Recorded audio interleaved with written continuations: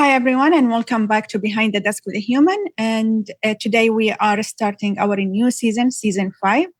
And this is our first episode. This season is a bit of a tough topic, not just for me, but for lots of people, men, women, and all different genders. It's about domestic violence and specifically focusing on the psychological abuse of the domestic violence. And I have a great, wonderful guest, Dr. Don Dutton. He's a psychologist he spent decades focusing on the abuse, domestic abuse, and the psychological abuse. Dr. Dutton, thank you so much for joining us today. Really appreciate your time. Pleasure. I would like to start with something that you wrote in your book, The Abusive Personality.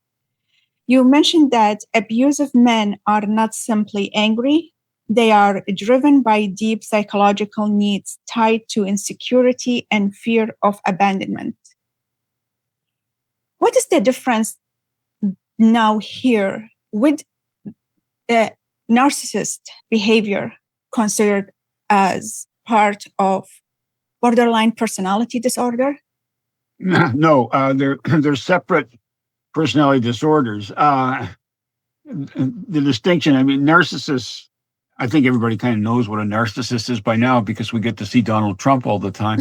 And we've got the most glaring clinical example of narcissism anyone's ever seen. A person who is completely self-absorbed. With Trump, he'll go to a veterans commencement ceremony and talk about himself. It's just stunning to get this clinical example. With borderline personality, what they have in common is you've got people where the theory has it that there's some sort of ego or self issue that is not quite right with either one of them. And narcissists keep blowing themselves up to inflating themselves to keep from deflating or keep from a sort of negative view. Borderlines, on the other hand, their big panic is about being abandoned. So they become hypervigilant about their partner. As the partner got eyes on anyone else, they become extremely jealous and controlling sometimes because they're trying to prevent this anticipated abandonment from happening. So what they have in common is there's an ego issue. The narcissist is more sort of mainline, all about me and putting the other person down. The borderline is not so much doing that, but if you try to leave a borderline, you've got major problems. Borderlines also tend to do something called splitting, which is they'll idolize you and then they'll go completely in the opposite direction. So, the borderline therapists who treat borderlines know that you get a patient who comes in and says, "Oh, Dr. Dutton, I've heard you're the best psychologist in Vancouver and you're wonderful, blah, blah." And within 2 weeks, they'll think I'm the worst psychologist in Vancouver and they'll go completely in the other direction. And that happens in intimate relationships as well. They idolize the person and then they devalue the other person. Is it like part of they are preparing themselves because of the abandonment issue? They are like, okay, well, this person gonna leave me sooner or later, so I'm just gonna be the one who started it and I'm gonna push. And if that person maybe come back, it's like, okay, maybe I'm wrong. Is that the reason of them keep attacking? And then if nothing happens, they will pull you back again? Are you talking about a narcissist or narcissist?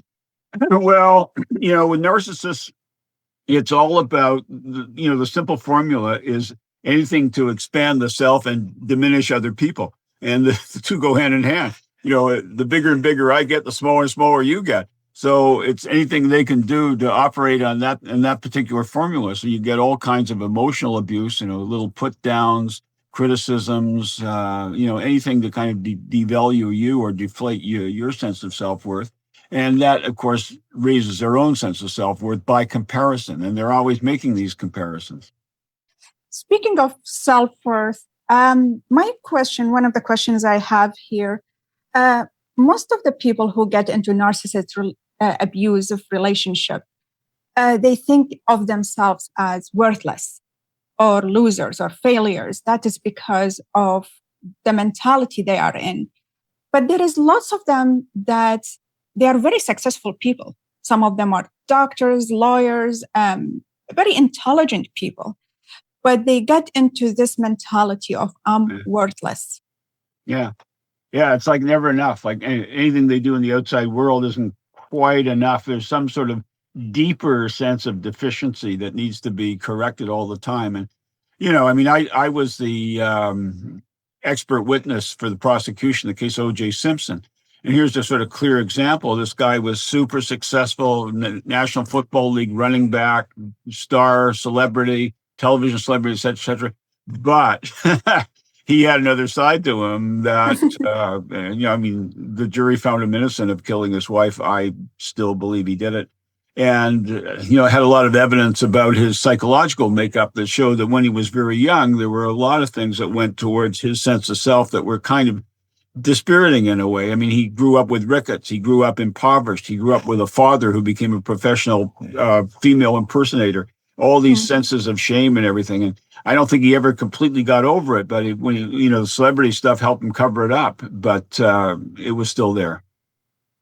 So for people who lives in this mentality, not the narcissist, but the victim of narcissist, when they live in this of worth nothing, I'm not good enough, is this a way of the narcissist to keep them under control?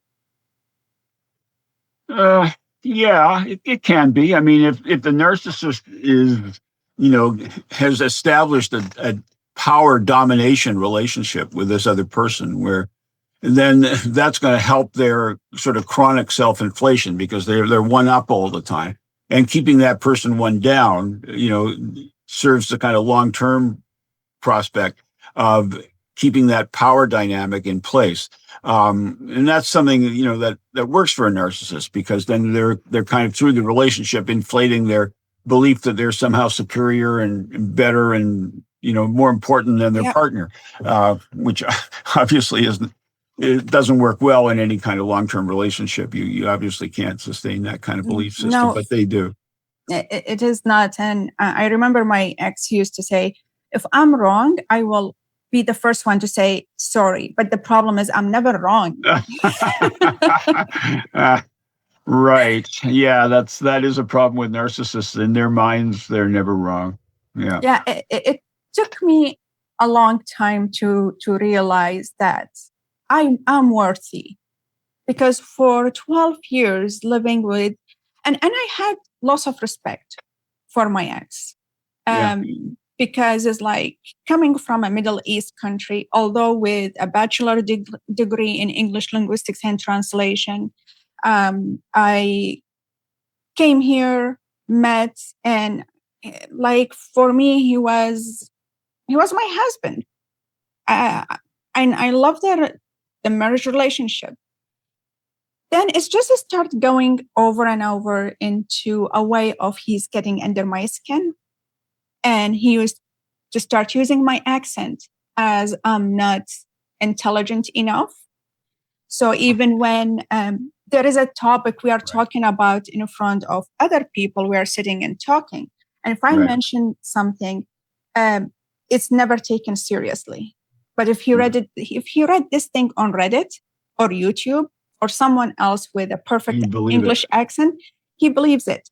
Yeah. There's many other things that I remember vividly that it happened. And when I tell them, oh, that happened, and always questioning that, no, that never happened. It's in your head. That is not true. You're imagining this. Yeah. Well, those are two really good examples, unfortunate ones because you were on the receiving end of them, but two good examples of how narcissists operate. This constant picking on something that is a constant source of put down. And, kind of going back to it and back to it and back to it as a way to keep the other person under the thumb. And chronically disbelieving you, like nothing you say has any validity. Sure, that's another clear sign as well. That is right. And that's why I guess it took me this long to get out, because I was scared that he was putting me under the impression that I was never gonna survive without him. Leaving, it's hard. I cannot make it. I'm not good enough to make it, which is bringing me to something else that I heard one of the people talking at work. A colleague was on the phone with another person talking, and this colleague was telling the person, well, why she's not leaving? If she's staying with him, that means she's enjoying it. So she deserves whatever she's getting. But they don't understand that leaving is not always the safe option. Yeah, it's difficult for anybody to to leave a relationship because you've got an investment in being there. You've made an investment. Everybody has. I mean, I worked with battered women for a number of years, and they would sort of blame themselves why it took so long to get out of the relationship. I did a case in L.A. last year with a man who was emotionally abused by a narcissistic woman, and very first thing he sort of said to me is, I don't know why it's taken me so long to get out of this relationship. I mean, I'm hearing the same thing all over again. It's from the man this time instead of from the woman. But because the key point here is they've had narcissistic partners. Yeah, and it's just scary. It's not easy to get out of there. And I start writing about things like small little notes about when it is safe to leave. And it's not as a question mark, but when it is safe to leave, because sometimes You mean safe in terms of your physical safety? I guess in every way, in the physical safety, in the mental, because if in my experience, if I'm mentally not prepared to leave, I'm scared that I'm going to be pulled back by another manipulation. Yeah. Well, it's not easy. I mean, what can you do? I mean, first thing, if you're going to leave a relationship, you should first of all try and get a support group in place, people that can keep a secret, because you don't want the word leaking out, but you just want to know that they're going to be there. And you need to go through some logistical steps in your head. Where are you going to stay? What are you going to do for the first couple of weeks? Sure. Is the other person a risk? I mean, one thing that people don't understand is that, men have a hard time being abandoned. But there's a lot of sort of notoriety for, men committing spousal homicide as part of an abandonment. But actually, statistically, the man is far more likely to take it out on himself. Suicide rates for men are off the chart higher than killing the female partner. For reasons we don't fully understand, like why the attachment dissolution is so much harder for men.